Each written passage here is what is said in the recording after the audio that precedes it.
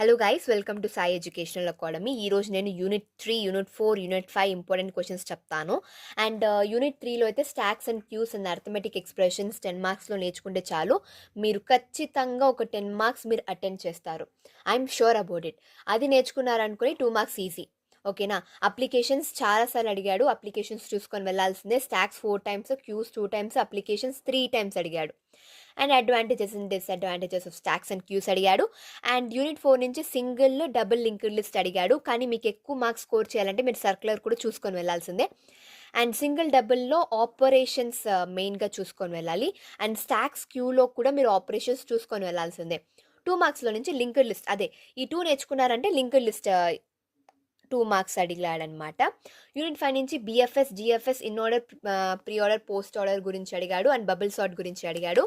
And then spanning tree, insertion, మళ్ళీ traversal ఇవి అడిగాడు.